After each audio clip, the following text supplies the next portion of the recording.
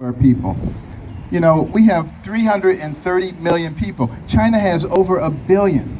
India has over a billion. And we've got to compete with them on the global stage. We need all of our people. Yes. Good afternoon, and thank you for being here, Mr. Carson. I want to know is what are your plans to help create jobs in the inner city? What are my plans to help create jobs in the inner city?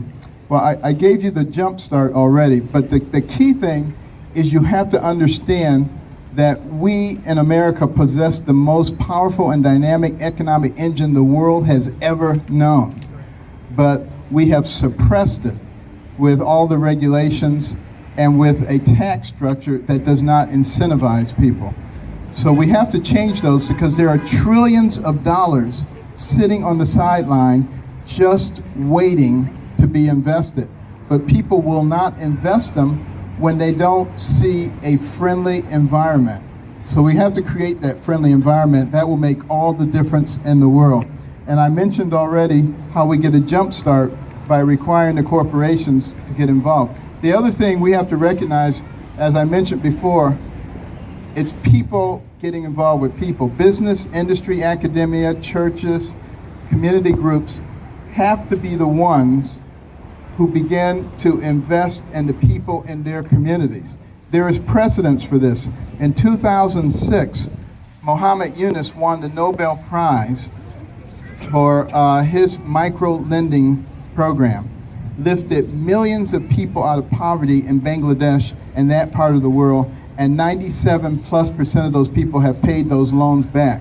And I guarantee you we can do the same kinds of things here if we're willing to invest in our own people.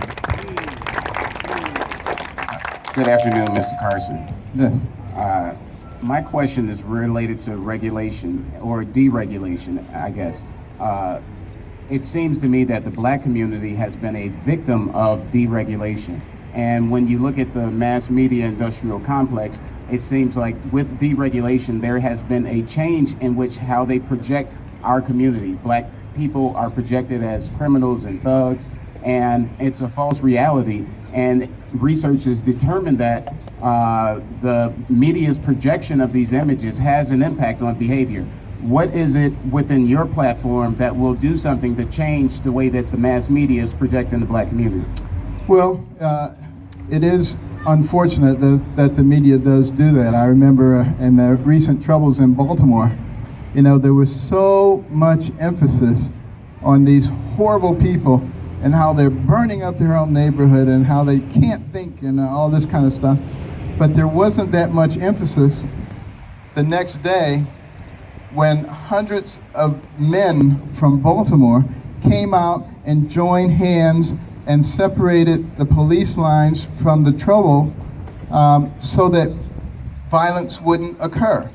And not enough emphasis on the hundreds of people who came out with brooms and dustpans and mops and helped clean up the mess. Because the majority of people are reasonable people, but they don't get much attention. It's the ones who cause the trouble. Now, how do you get the media to stop doing that? Good luck, you know, because, you know, that's what sells. Carnage and discord and bad stuff, that's what sells. One of the things you can do is stop watching that kind of media.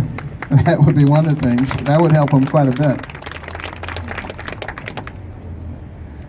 First of all, I'd like to thank you for coming here. God bless you. So it's 2017, and we're looking at the beginning of the Carson presidency, Lord willing. There's interventionist way of thinking, there's isolationist. How would you go about tackling foreign policy? Okay. Foreign policy, a very important issue right now. One of the reasons it is so important is because radical Islamic jihadists are trying to destroy us. They want to destroy us and our way of life. There's no ifs, ands, and buts about it. And they are growing rapidly. At the same time, our military is shrinking. Our Navy is at its smallest size since 1917.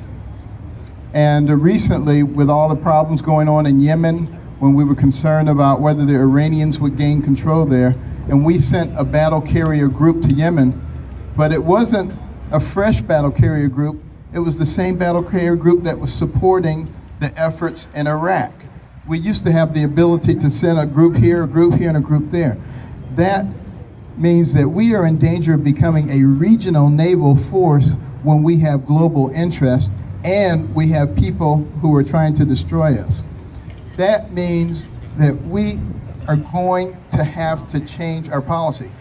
Now, remember in 2003, when we invaded Iraq, I was not for that at all. And I told President Bush that I wasn't for it, and we had many conversations about it. Because that was not, in my opinion, a global interest for us.